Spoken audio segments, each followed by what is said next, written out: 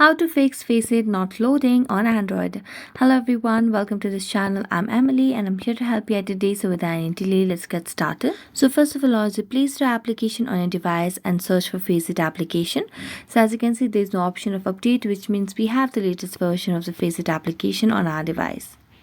So we're going to go back and then we're going to make a long press on the Faceit application and then tap on App Info.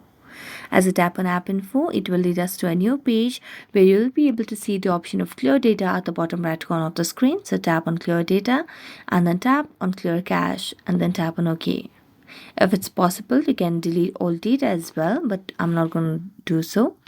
Then I'm going to tap on App Permissions and make sure that you have toggled on all these options of camera and files and media. So you just have to go to each option and give that access to these options. After that, you can just go and launch the Faceit application and it will be solved.